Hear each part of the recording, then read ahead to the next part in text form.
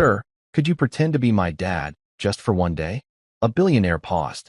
A child's question shattered his perfection and awakened the humanity he thought was gone forever. In a world measured by seconds and margins, Edward Cole had built a fortress against anything unpredictable.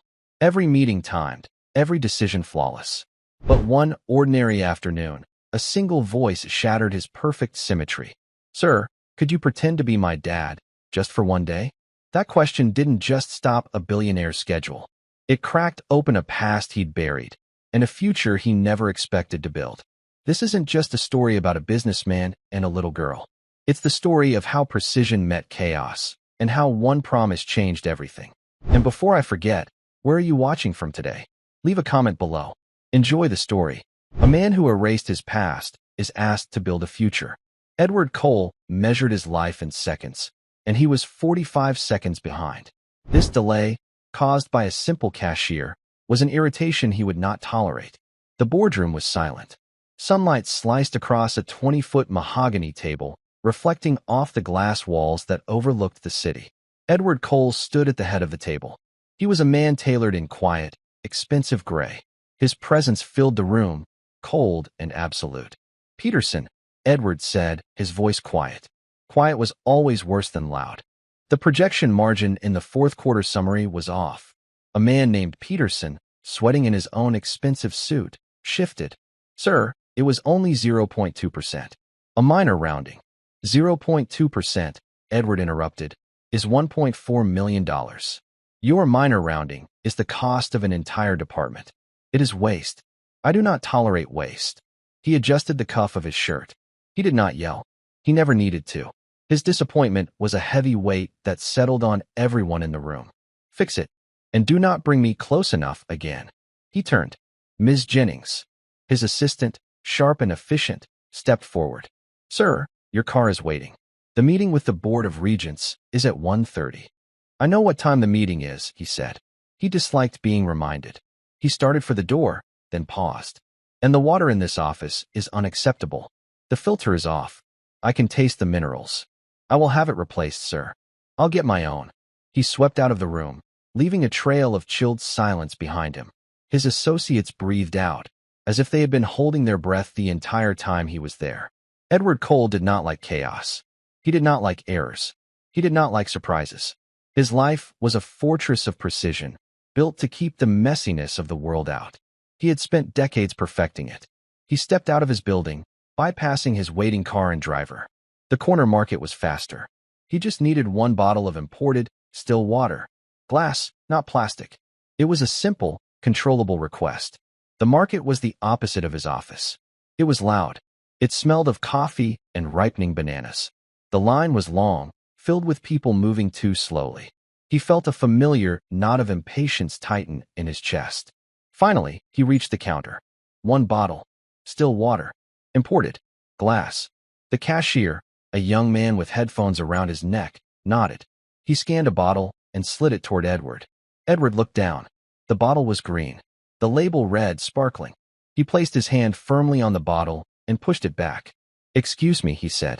His voice was cool and clipped. I ordered still water. This is sparkling. The cashier blinked, looking at the receipt in his hand, flustered. Oh, I'm sorry, sir. You thought wrong, Edward said. His tone was sharp, but not raised. And now I am late. Behind him, the line grew restless. A low hum of New York murmurs began. Frustrated sighs. Impatient glances. Edward Cole did not care.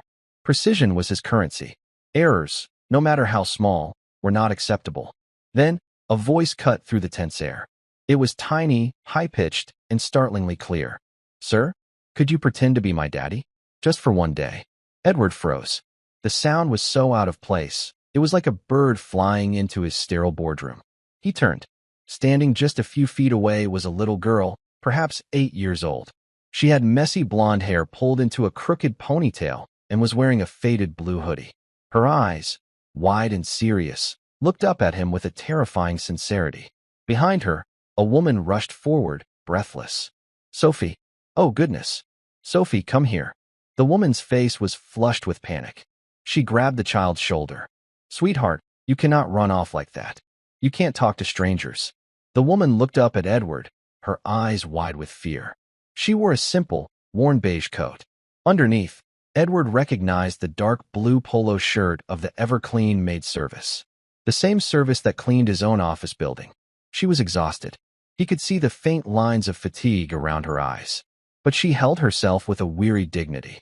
I am so sorry, sir, the woman said, pulling the little girl, Sophie, back toward her. She just says things sometimes. She didn't mean. Yes, I did, Sophie interrupted. She was not crying. She was stating a fact. Tomorrow is Bring Your Hero Day at school. All the other kids are bringing their daddies. I don't have one. She looked at Edward's expensive gray suit. You look important. You look like a hero. Edward stared at her. For a full 10 seconds, he forgot about the water. He forgot the line. He forgot his 1:30 meeting. He was a man who commanded billions, but he was completely disarmed by an 8-year-old child. There was no fear in her. Everyone was afraid of him. His employees, his competitors, even his own board. But this child looked at him like he was a solution. We'll go, the woman said, her voice shaking. She was trying to steer Sophie toward the door. We're so sorry to bother you. Wait. Edward said the word before he had processed it. The woman and child froze. Edward looked directly at the woman. He had seen her before. In the halls of his building, late at night, pushing a cart. You work for Everclean, he stated. She flinched, as if he had accused her of a crime. Yes, sir. My name is Claire. Claire Miller. I clean offices. I didn't mean for her to bother you. We're not asking for anything, I promise. Mommy, Sophie whispered, tugging on her mother's coat. Ask him. Claire's eyes filled with tears of pure frustration. Sophie, please. Not now. Edward looked at the girl. What is your name? Sophie Miller, she said. The name Miller. It was common, but something about the mother's face, the desperation mixed with pride, made him ask. Your husband, he said quietly. Sophie's father. Claire's chin lifted. He passed away. When she was 2, he was in the service. What was his name? David, she said, her voice soft. David Miller. Edward's expression, usually locked in place, shifted. David Miller. From the 101st. Claire's eyes went wide. How did you know that? Edward didn't answer. He was looking at Sophie. Your great-grandfather, he said, was Michael Miller. It wasn't a question. We call him Iron Mike, Sophie said proudly. He was a big hero. Mommy has his medal in a box. The line in the store had gone completely silent. The cashier was watching, wide-eyed. Edward stood still. Iron Mike Miller. The name was a legend.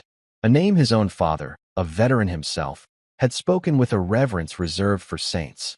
Michael Miller had saved his entire platoon in a firefight decades ago. He was a man of true, uncomplicated honor. And this was his great-granddaughter, wearing mismatched socks and asking a stranger to be her father. Her mother, his descendant, was scrubbing floors to survive. He looked at his watch. 1:17 p.m. He saw his own life. The sterile apartment. The empty meetings. The echo of footsteps in a hall that never waited for anyone. He had spent years perfecting the art of walking away. Tomorrow, he said slowly, his voice rough. What time is Hero Day? Claire stammered. What? Sir, no. You don't have to. I don't know what to say. 10 a.m. Sophie shouted, her face lighting up like the sun. At PS 114. On the corner. Edward nodded once. I will be there. Really? Sophie whispered. I will be there, he repeated. But, he added, looking down at her with a hint of his usual sharpness, I expect you to have a schedule for this event. I do not do chaos. Sophie giggled. Edward turned, left the sparkling water on the counter, and walked out of the store. He did not have his water. He had just ruined his afternoon schedule, and he had just made a promise he never saw coming. In his car, the silence was heavy. His driver, Sam, had been with him for 10 years. Sir, Sam asked, looking at him in the rearview mirror. The meeting with the regents? Cancel it, Edward said. Sam's eyes widened. Sir, the merger. Reschedule. Tell them something unavoidable has come up. And Sam, clear my schedule for tomorrow. 10 a.m. to 1 p.m. Yes, sir. Sam turned, his face a mask of professionalism, but his mind reeling. Edward Cole had not canceled a merger meeting in a decade. Edward stared out the window at the city rushing by. Iron Mike Miller. He hadn't thought of that name in years. He wasn't doing this for the girl. he told himself. He was doing this out of respect for the name. It was about honor. It was about a debt he didn't know he owed. He felt a strange crackling in his chest, like ice breaking. It was an unfamiliar and deeply annoying sensation. That evening, Claire and Sophie sat at their tiny kitchen table. Their apartment was small, but clean. The ever-clean polo shirt was hanging to dry over the sink. "Sophie," Claire said, her voice still trembling. "You can't do things like that. That man, that's Edward Cole." "Who's that?" Sophie asked, coloring in a drawing. He owns the company I clean for. He's one of the richest men in the city. He's not the kind of person you just talk to." "He was nice," Sophie said. "He was precise," Claire corrected. "He's not going to show up, sweetheart. Men like that don't. They have more important things to do." "He promised," Sophie said, not looking up from her drawing. She held up the paper. It was a drawing of 3 people. A woman, a little girl, and a tall man in a gray suit. Claire's heart ached. She was terrified he wouldn't show up. It would break Sophie's heart. And a tiny, secret part of her was terrified that he would. The next morning, the clock on Edward Cole's wall chimed. It was 5 a.m. The chime was a soft, digital tone, calibrated to the exact second. His apartment was a vast space of glass and gray stone overlooking Central Park. There were no photographs. There were no stacks of magazines. There was no clutter. It was less a home and more a high-end containment facility. He rose, showered, and dressed. His routine was a ritual. He selected a suit from a closet that held 20 identical gray suits and 40 identical white shirts. Then he stopped. He looked at the suit in his hand. He imagined standing in a public school gymnasium. The image was jarring. It was an error in judgment. A suit like this was a statement of power. It would be seen as arrogance. It was, in a word, imprecise. He opened another closet. This one was almost empty. It held clothes he rarely wore. He pulled out a pair of dark wool slacks, a crisp white shirt, and a simple, black cashmere sweater. He put them on. He looked in the mirror. He felt exposed, unprotected. He added a dark blazer, structured and severe. It was the closest he could get to armor. He went to his kitchen, a laboratory of stainless steel, and drank 1 glass of filtered water. Not the imported kind. The filter in his apartment was, of course, perfect. He looked at his daily schedule, displayed on a screen built into the wall. 7 a.m., market analysis, global. 8:30 a.m., call with Tokyo Exchange. 10 a.m. PS 114. Hero Day. 1:30 p.m., rescheduled Regents meeting. That 10 a.m. entry looked like a typo. A piece of graffiti on a marble wall. He felt the familiar nod of impatience. Why was he doing this? The name, Iron Mike Miller, surfaced in his mind. He remembered his own father, a man who had built a small fortune through grit and iron. His father had respected very few people. Most men just make money. Edward, his father had told him once, swirling a glass of brandy. They're weak. They forget what matters. A real man understands debt. Not money debt. The other kind. The kind that gets paid in blood and honor. His father had pointed to a framed, black and white photo on his desk. A young man in uniform. Michael Miller. He saved my older brother's life. He saved our whole name. You see that name, Edward? You honor it. Edward looked at the clock. 6:15 a.m. This is a debt, he said to the empty room. He was honoring the Miller name. This was not emotion. It was a transaction. In a small apartment across the river, the morning was chaos. The smell of burnt toast filled the air. Claire Miller was rushing, trying to get Sophie's lunch packed, trying to fix the crooked ponytail in her blonde hair. Claire hadn't slept. She had spent the night wrestling with a terrible, vibrating anxiety. She was the maid. He was the owner. She had seen him once before, months ago, striding through the lobby of his building. He didn't look at people like her. He looked through them. Now, her daughter had demanded his time. He had said yes. But people like that didn't mean yes. Yes was a way to end an awkward conversation. He wouldn't come. She had to prepare Sophie. Sweetheart, she said, kneeling, her hands fumbling with the elastic in Sophie's hair. You know, Hero Day is mostly about telling stories. I know, Sophie said. She was vibrating with excitement, wearing her best dress, a blue one with yellow flowers. So if Mr. Cole is busy, that's okay. You can just tell everyone about Great-Grandpa Mike. He's the real hero. Sophie stopped wiggling. She looked at her mother in the mirror. But Mr. Cole promised, Mommy. I know, baby. But his job is very big. He has meetings. He might have an emergency. He'll come, Sophie said, her faith absolute. He said I needed a schedule. I made one. She pulled a piece of construction paper from her backpack. It was folded in half. On the front, she had drawn a tall stick figure in a gray suit, holding hands with a little stick figure. Claire's heart broke. Okay, baby. Okay, let's go. They walked the 3 blocks to the school. Claire held Sophie's hand. Claire's palm was sweating. Sophie's was dry and warm. PS 114 was an old brick building. A banner hung over the door, painted by children. Our heroes welcome. The gymnasium was already filling up. The air was loud with children's voices and the smell of floor wax and coffee. Claire saw the other parents. There were men in military uniforms, firefighters, a police officer. There were moms in nursing scrubs and business suits. There were dads in construction boots and dads in ties. Claire and Sophie stood by the entrance. 9:55 a.m. The principal was walking toward the microphone. Claire's stomach turned to ice. He wasn't coming. She felt a terrible, burning shame. She had let Sophie believe. Okay, Soph, she whispered, her voice thick. It's time to find our seats. We'll just. Sophie's face, so bright moments before, crumpled. Her lower lip began to tremble. She was staring at the door, her faith finally cracking. He promised, she whispered. Claire felt tears sting her own eyes. I know, sweetheart. I'm so sore. A car door slammed outside. It wasn't a normal sound. It was the heavy, solid thud of a car that cost more than their apartment building. A few parents by the door turned to look. Through the wired glass of the gym doors, Claire saw it. A black car, sleek and silent as a shark. It was so out of place in front of their school, it looked like a mistake. The driver, Sam, got out. He walked around and opened the back door. Edward Cole stepped onto the sidewalk.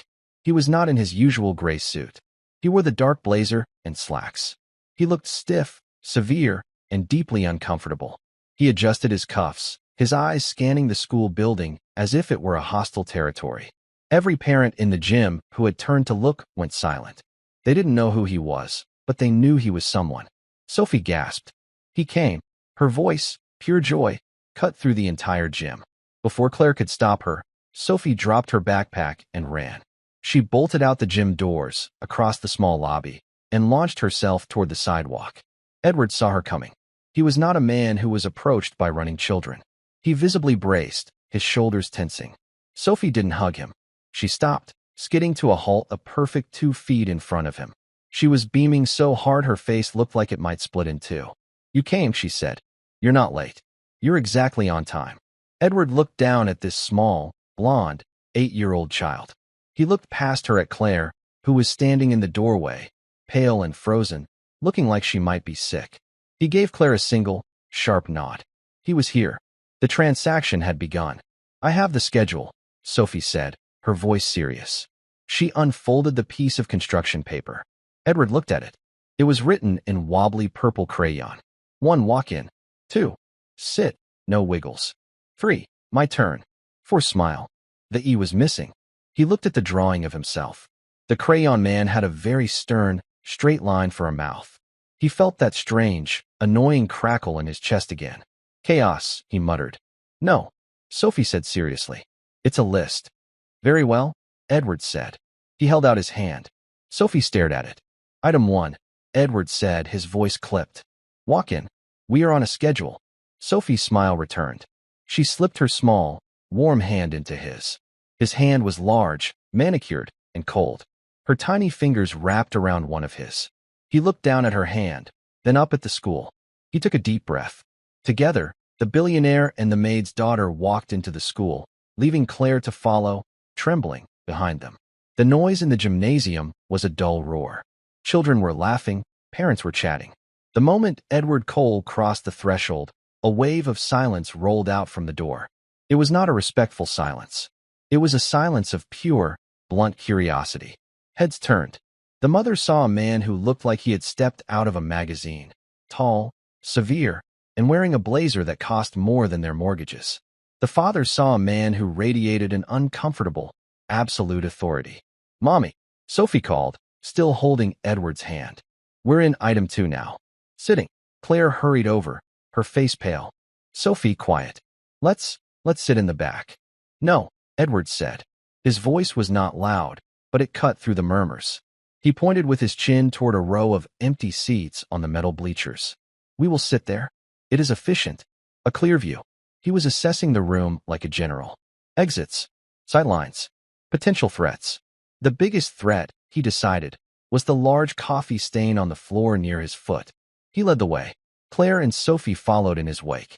He navigated the bleachers with a stiff, awkward grace, as if he expected the metal to collapse under his weight.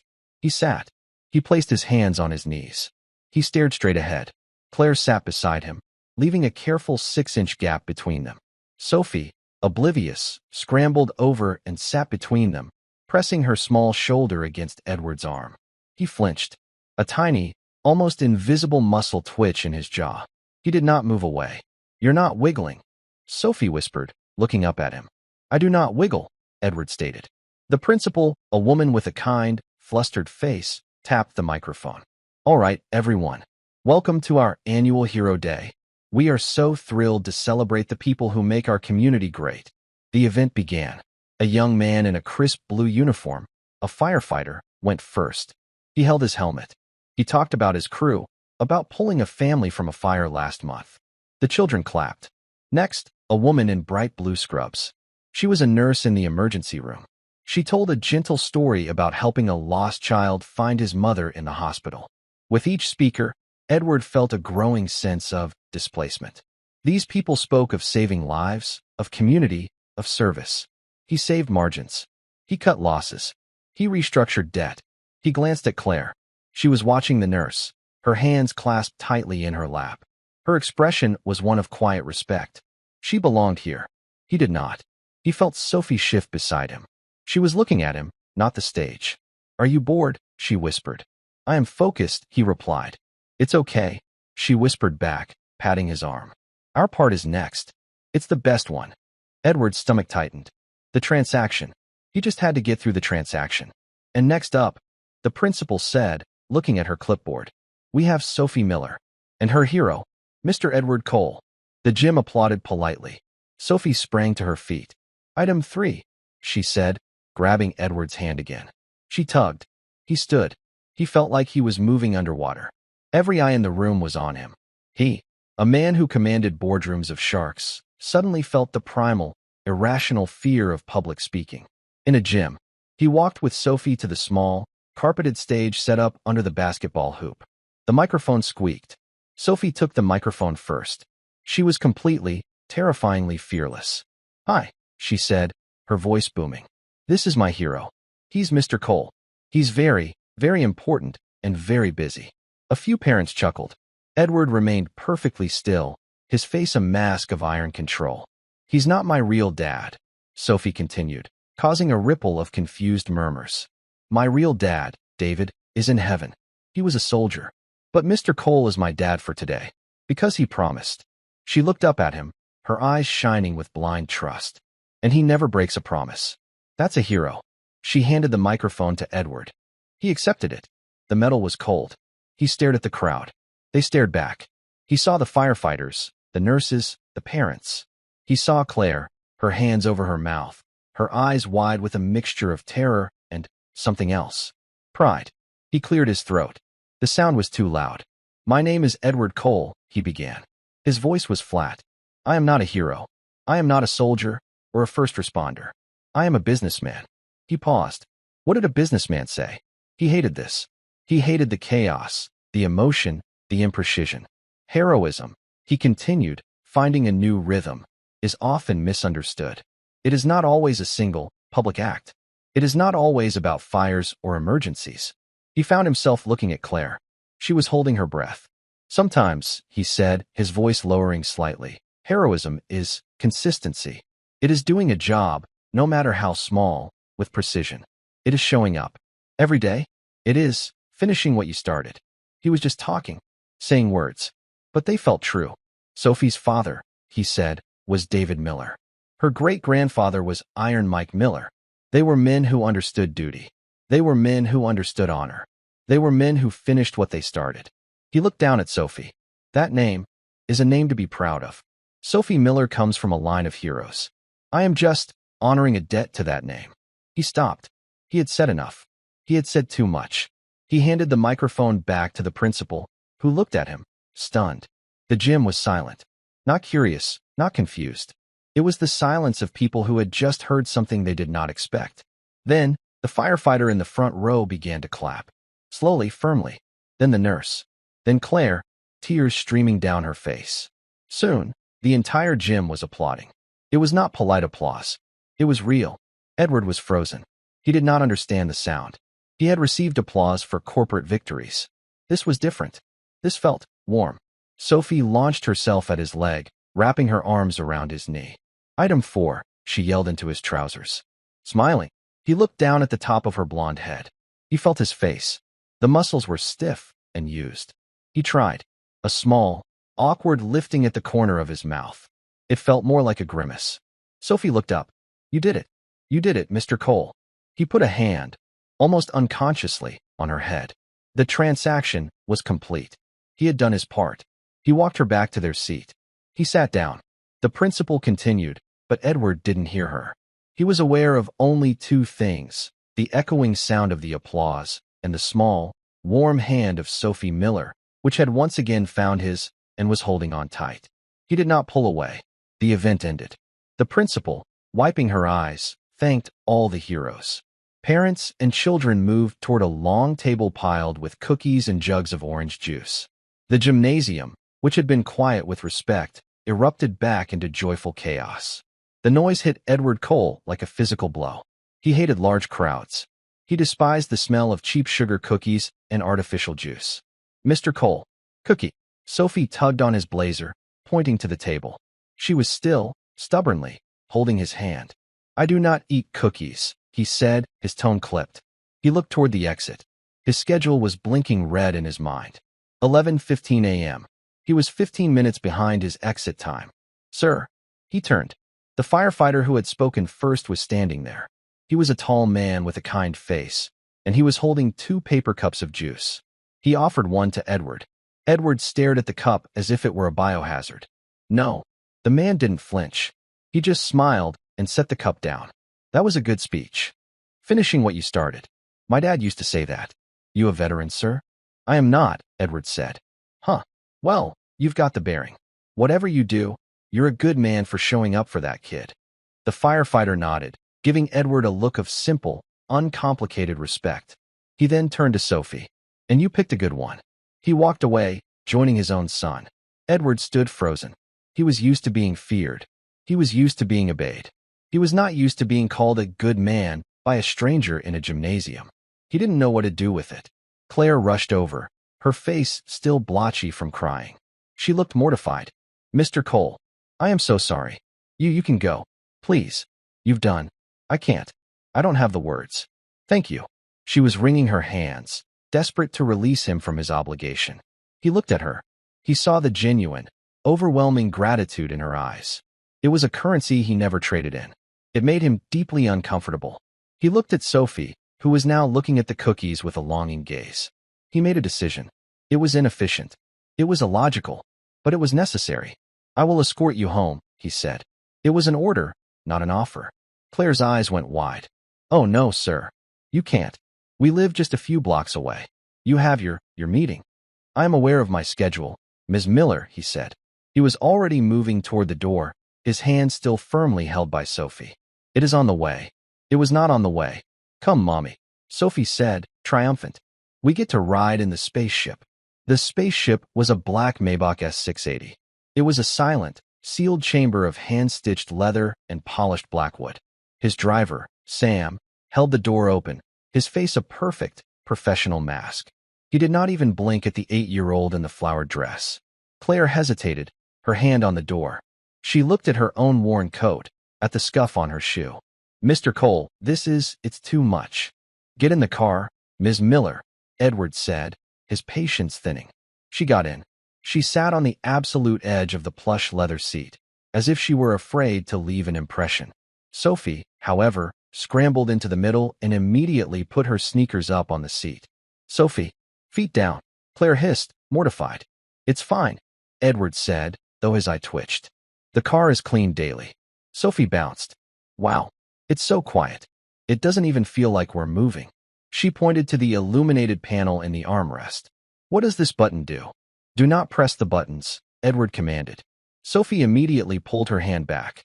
Okay. Sam pulled the car into traffic. The noisy, chaotic city street outside was completely muted, visible only through the tinted glass. It was like watching a movie of the world they had just left. The silence in the car was heavy. Sophie, as always, broke it. Did you like being my dad, Mr. Cole? Claire closed her eyes in second-hand embarrassment. Sophie, please. Edward stared out the window. He did not answer for a long time. The car turned onto Claire's street. The parameters of the arrangement were met. Sophie, he said finally. What's parameters? She asked. It means it was okay, Edward said, struggling. It was acceptable. Just acceptable? Sophie sounded disappointed. I thought you were great. You're the best pretend dad ever. Edward turned to look at her. I am the only pretend dad you have ever had. It is a data set of one. It is not a valid comparison. Sophie giggled. You talk funny. The car glided to a stop in front of a 5-story brick apartment building. The paint on the front door was peeling. A crack ran up the side of the concrete steps. Sam got out to open the doors. Claire scrambled out, pulling Sophie with her. Well, here we are. Thank you again, Mr. Cole. For everything. The ride. The school. Edward got out of the car. He stood on the sidewalk, a tall, severe figure in cashmere and wool, looking out of place among the row of parked cars and overflowing trash cans. He had finished the task. His 1:30 meeting was still viable if he left now. He should leave. He did not move. He looked at the building. He looked at Claire, fumbling for her keys. He looked at Sophie, who was watching him with wide, serious eyes. You work for Everclean, he stated, his eyes fixed on the peeling paint. In my building. Claire flinched, as if he had reminded her of her place. Yes, sir. Floors 40 through 45. His floors. He had an entire suite on 44. He had walked past this woman. He had looked through her. He realized with a jolt that she was the one who refilled the water filter he had complained about just yesterday. Mommy's the best cleaner, Sophie said proudly, sensing the shift in tone. She's a hero, too. She can get any stain out. Claire blushed, a deep, painful red. Sophie, that's enough. The medal, Edward said suddenly. Claire stopped fumbling with her keys. What? Your great-grandfather's medal. Iron Mike. The one Sophie said you keep in a box. Oh, yes. I have it. I would like to see it, Edward said. It was not a question. It was not a social request. It was a statement. He had created a new, pending task. Claire was stunned into silence. You want to see it? Now. No, Edward said, glancing at his watch. I have a meeting, but I will make time. It is a piece of history I wish to see. This, he told himself, was the real reason. The girl was a distraction. The school was a favor. The medal was about Iron Mike. It was about his father's words. You honor that name. Of course, Mr. Cole, Claire stammered. Anytime. It's just in a box, but you are welcome to see it. Good, he said. He gave a single, stiff nod. Good day, Ms. Miller. Sophie. He turned, got back into the car. The door shut with a silent, expensive thud. Sophie waved, a small, frantic motion, until the car turned the corner and disappeared. Claire stood on the sidewalk, her keys still in her hand. Her heart was beating so fast she felt dizzy. He is nice, Mommy. See, Sophie said, smiling. He's complicated, sweetheart, Claire whispered. She looked at the empty space where the car had been. She was terrified. Not of him, not anymore.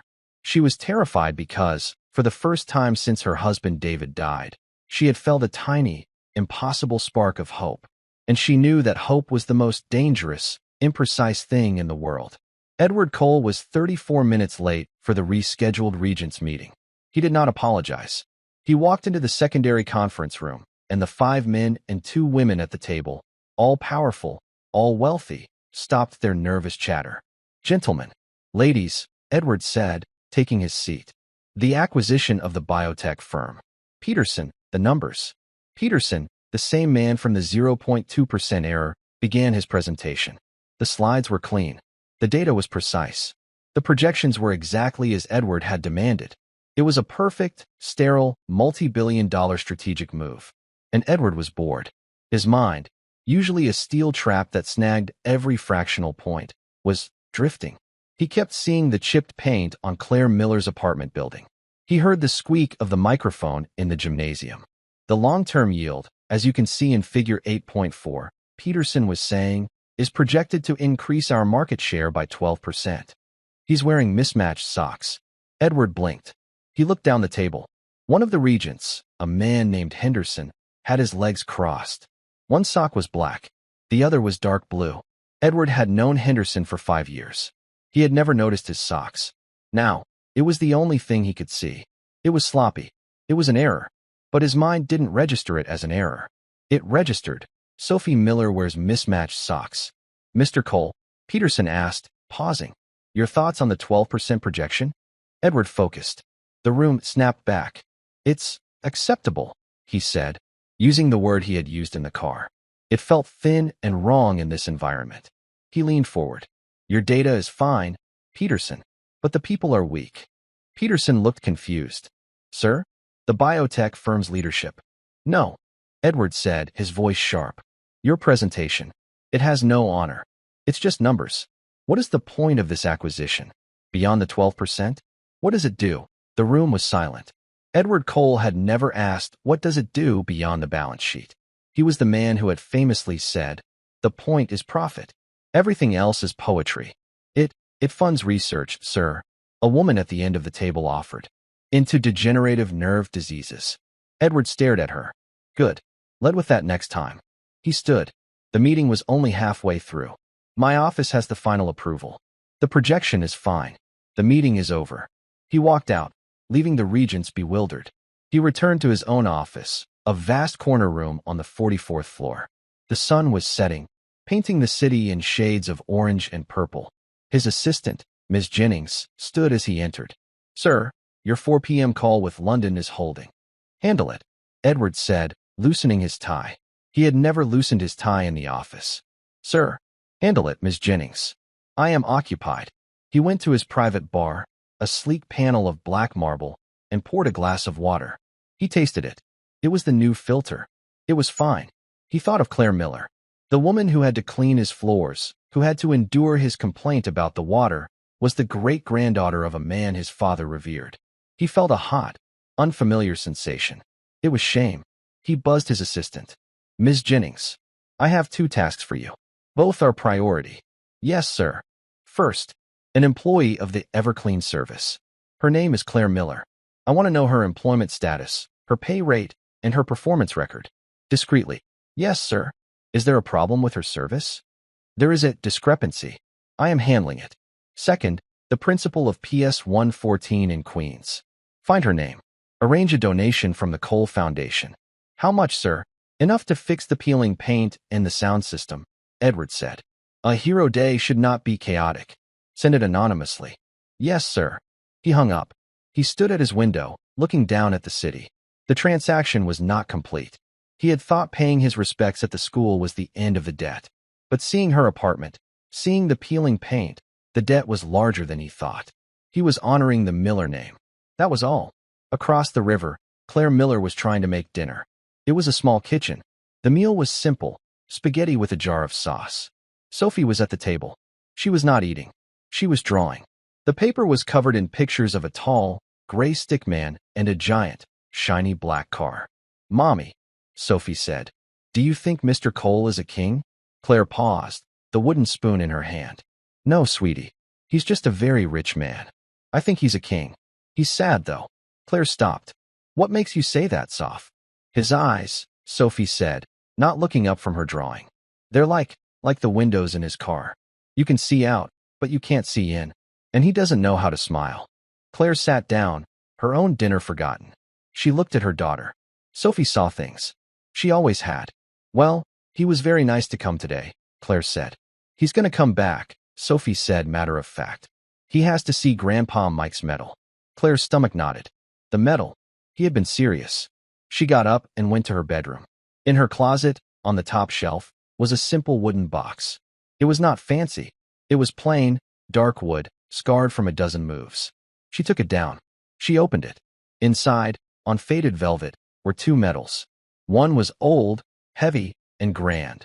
the Distinguished Service Cross. It was Michael Iron Mike Miller's. Beside it was a smaller one, a Purple Heart. It was David's, her husband's. It had been sent to her, folded in a flag. The box smelled of old wood and memory. This was her life. This box. This tiny apartment. This brilliant, lonely little girl. She heard a noise at the door. The mail slot. She walked into the living room and picked up the single envelope that had fallen to the floor. It was from her building's management company. She opened it. It was a notice of rent increase. Her rent was going up 20%, effective the 1st of next month. Claire's legs went weak. She sat heavily on the worn sofa. 20%. It was impossible. She was already working 60 hours a week between 2 cleaning jobs. She barely made it. This would break them. She felt the tears coming, hot and angry. She had been a fool to feel hope. Hope was a luxury for people like Edward Cole. For people like her, there was only the grind. There was only the peeling paint and the rising rent.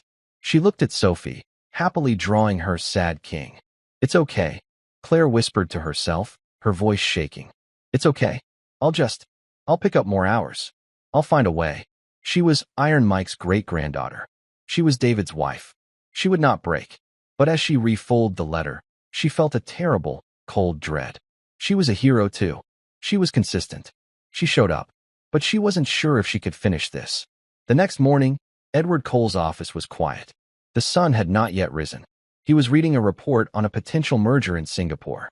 He had read the same paragraph 4 times. The words blurred. He saw a small, cheap wooden box. He saw a 20% rent increase notice. Ms. Jennings entered, silent as a shadow. She placed a single-page file on his desk. The information you requested, sir. He opened it.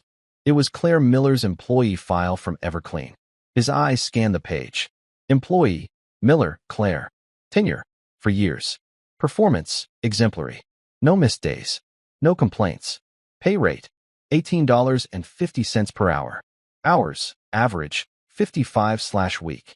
Notes, recently declined offer for weekend shifts due to childcare conflict. He stared at the pay rate, $18.50. He did the math in his head. It was a fast, cold calculation. It was a poverty wage. It was nothing. He paid his driver 3 times that. He looked at the note, declined offer for weekend shifts. She had just received a rent increase, yet she was turning down work. Because of the girl. And the donation to the school. He asked, not looking up. Sent, sir.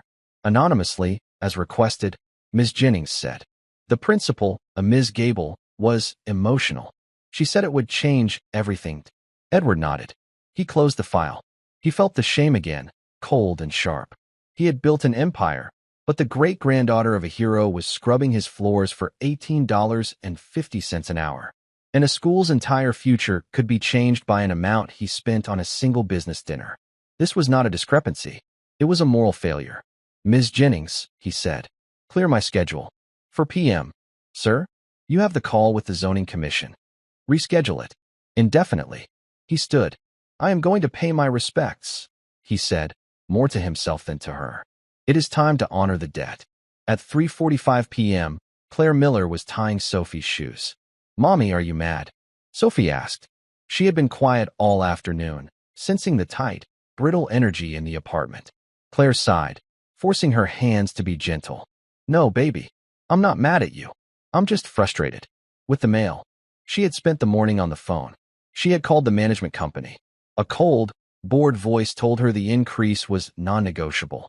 She had called 2 other apartment buildings. They had no openings. She was trapped. She would have to call Everclean and ask for those weekend shifts. She would have to find someone, anyone, to watch Sophie. The thought made her feel sick. A sharp, expensive-sounding buzz came from the intercom by the door. Claire froze. No one ever buzzed. She pressed the button. Hello. Ms. Miller. It is Edward Cole. I am here to see the medal. Claire's heart stopped. She looked around the tiny apartment, suddenly aware of the worn sofa, the dishes drying by the sink. He was here. Let him in, Mommy. Let him in. Sophie was jumping, her gloom instantly gone. Claire pressed the button. Yes, sir. Come up. Apartment 3B. She ran to the table, grabbing the rent notice and shoving it into a drawer. She smoothed her shirt. Her hands were shaking. A moment later, a firm, polite knock echoed. She opened the door. He stood in the narrow, dim hallway. He was wearing the same dark blazer as the day before. He seemed to take up all the space, all the air. "Mr. Cole, please, come in." He stepped inside. His eyes swept the room. 1, 2, 3 seconds. He cataloged everything. The small size. The absolute cleanliness. The single drawing by Sophie, now taped to the wall, of the three of them. "You came back," Sophie yelled, running to him. She stopped just short of hugging him. "I told Mommy you'd come." "I said I would," Edward said. His voice was quiet. He looked uncomfortable, like a large animal in a small cage. "The medal?" "Yes, of course." Claire hurried to the bedroom. She came back with the wooden box, her hands trembling so badly she could barely hold it. "Please, sir, sit down." He looked at the worn armchair. He sat on the very edge of it, his back rigid. Claire set the box on the small coffee table between them. She opened it. Edward leaned forward. The afternoon light from the single window caught the medal. He stared at the Distinguished Service Cross. "Iron Mike," he said. His voice was barely a whisper. "My mother told me stories," Claire said, her voice soft. "She said he never talked about it. He just did his job. He saved his men. My father," Edward said, his eyes still on the medal, "believed that honor was the only thing a man could truly own. Your great-grandfather. He was a man of immense wealth, by that standard." He was silent for a long time. Sophie, sensing the gravity, sat on the floor, her chin on her hands, watching him. Then, his gaze shifted. He looked at the other medal, the simple, purple and gold one. "And this?" Claire's breath hitched. That was my husband's. David, Sophie's father." Edward looked at her. He saw the sudden, sharp pain in her eyes. "He was killed in action," Claire whispered. "When Sophie was 2. He never got to hear her talk." Edward looked from the medal, to Sophie, to Claire, the widow of a fallen soldier, the great-granddaughter of a legend. $18.50 an hour. The pieces clicked into place. This was not a debt. This was an injustice. He stood up. The movement was sudden, making Claire flinch. "Mr. Cole." He did not look at the medals again. He looked at her. "Ms. Miller, you work on my floor. You are the one who cleans my personal office." "Yes, sir. I try to be thorough." "The water filter," he said. Her face fell. "Oh, sir, I am so sorry. I changed it right after you reported it." You," he interrupted, his voice rough, "should not be changing my water filter." Claire was confused. "Sir, thank you for showing me this," he said, gesturing to the box. You have honored your family. I must go." He was already at the door. "Are you leaving?" Sophie asked, her voice small. "You just got here." Edward paused, his hand on the doorknob. He looked back at the small girl.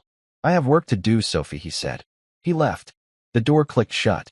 Claire stood in the middle of her living room, her heart pounding. The entire visit had lasted less than 5 minutes.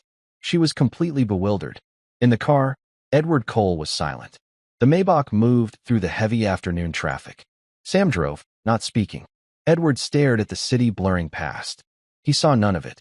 "Sam," he said. "Sir, call Ms. Jennings. Tell her to get the head of Everclean on the phone. Now." Sam used the car system.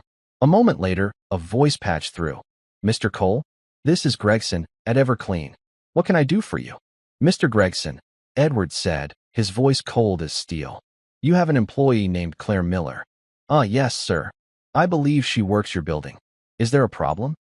"The problem," Edward said, "is that you are paying the great-granddaughter of Michael Miller $18.50 an hour. This is an insult. Not to her, Mr. Gregson. To me." Gregson was silent, stunned. "Sir, I don't understand. Our pay rates are standard." "They are not. Effective immediately, you will double her salary. You will also give her a promotion to evening supervisor. Her duties will be inspection only. Is that clear? Double her." "Mr. Cole, I can't just." "You can, and you will. The additional cost will be covered by my company, in the form of a service bonus. You will tell her it is a standard corporate promotion for excellence. You will not mention my name. If you do, I will terminate our entire contract. It is a $4 million contract. Do you understand me?" "Yes, sir," Gregson stammered. "Perfectly, sir." Edward hung up. He breathed out. The knot in his chest, the one that had been there for days, finally uncoiled. He had fixed it. He had balanced the ledger. "Sir?" Sam asked, looking in the mirror. To the office? Edward looked at his watch. 4:35 p.m. No, he said. Take me home. That evening, Claire Miller's small apartment was filled with a new, unfamiliar sound: laughter. Sophie was dancing around the living room in her pajamas, using a wooden spoon as a microphone. Claire was at the stove, watching water boil for spaghetti. Her heart felt light. The call had come an hour after Mr. Cole left. Ms. Miller? This is Gregson, from Everclean. Claire had frozen, her hand clutching the phone. Was she being fired? Ma'am, I'm calling to congratulate you. Your exemplary performance record has been flagged by our corporate review. We are promoting you to evening supervisor, effective immediately. Claire had sat down, hard, on the sofa. What? And with the promotion comes a new rate. Your pay will be $37 an hour. Your new duties will be inspection and team management. No more scrubbing. You earned this, Miller. $37. She had scribbled the number on the back of the rent notice. She did the math. Her heart hammered against her ribs. It wasn't just enough. It was safety. It was new shoes for Sophie. It was fresh vegetables. It was the rent, paid, with money left over. It was breathing. Thank you, she had whispered, tears streaming down her face. Thank you so much. But now, as she stirred the pasta, a question nagged at her. Corporate review. It was too fast. It was too precise. It had happened exactly 1 hour after Edward Cole stood in this room. He had seen the medals. He had looked at her with those cold, assessing eyes. He had complained about her work just 1 day before. And now she was a supervisor? He had done this. She felt a wave of conflicting emotions. Gratitude, so deep it made her dizzy. But also a strange kind of anger. He had just fixed her, like a broken machine. He had seen her poverty, her family's honor, and he had thrown money at it to balance his ledger. She looked at Sophie. Sophie, who saw him not as a billionaire, but as a sad king. Mommy, Sophie said, stopping her dance. Is Mr. Cole our friend now? Claire dried her hands. I don't know, sweetheart. He's a very busy man. But he has to eat dinner, Sophie said, a perfect, simple piece of logic. A thought, wild and terrifying, sparked in Claire's mind. She was no longer just the maid. He had made her a supervisor. But more than that, she was the great-granddaughter of Iron Mike. She was the widow of David Miller. Her honor, as Mr. Cole himself had said, was immense. She would not be a discrepancy he fixed. She would be a person who said thank you. Sophie, she said, her voice shaking but finding a new strength. Put your shoes on. We're going to go for a walk. But it's dark. We're going to go see Mr. Cole. Edward Cole sat in his vast, gray apartment. It was 7 p.m. His schedule was, for the first time in his adult life, completely blank. He had fixed the problem. He had honored the debt. He had doubled her salary, ensuring the Miller line would not be destitute. The transaction was complete. So why did he feel so empty? He had returned to his fortress, but the walls were thinner now. He could hear the echo of Sophie's laugh in the gymnasium. He could see the tremor in Claire's hand as she opened the box of medals. He had solved her problem. He had not solved his. His life was a sterile, silent room, and he was the only one in it. His private line buzzed. It was the front desk. Sir, I apologize for the interruption. There is a Ms. Claire Miller and her daughter in the lobby. They are asking to see you. Edward froze. Here? He looked around the empty room. The silence was deafening. Send them up, he said. A few minutes later, his elevator chimed. The doors opened. Claire and Sophie stepped out into his private foyer. Sophie's eyes were as wide as dinner plates. The ceiling was 30 feet high. The walls were all glass, looking out over the entire city, a carpet of diamonds. Wow, Sophie whispered. You are a king. This is a castle. Claire looked pale, but resolute. She held her worn coat in her hands. She was not dressed as a maid. She was dressed as herself, in simple jeans and a sweater. Mr. Cole, she said. She was terrified. He could hear it. But she did not back down. I'm sorry to bother you at home. I got a call this afternoon. From Mr. Gregson. Edward stood by the window. He did not move. I trust it was good news. Your record is exemplary. Claire took a step forward. Please, don't, she said, her voice soft. Don't manage me, sir. I know it was you. Corporate review. Excellence initiative. Those are your words. Edward turned to face her. It was a discrepancy. It has been corrected. No, Claire said. She shook her head, and a bit of her fear fell away. replaced by a quiet, burning dignity. My life is not a rounding error, Mr. Cole. My husband's medal is not a discrepancy. You can't just fix it. Edward said nothing. He had no protocol for this. I came here to say thank you, Claire said, her voice trembling but gaining strength. You gave my daughter a day she will never forget. You saved us. I can pay my rent. I can breathe. And I will never be able to repay you for that. She was crying now, silent tears that ran down her cheeks. But I also came to tell you. This isn't a debt you can pay with money. My great-grandfather saved a life. My husband gave his. That's not a ledger. You can't just pay it and walk away. That's not what honor is. He stared at her. She was right. He had tried to buy his way out of the emotion, out of the connection. He had tried to make it a transaction. He had failed. You're right, he said. His voice was rough. It was not a discrepancy. It was an injustice. And I apologize.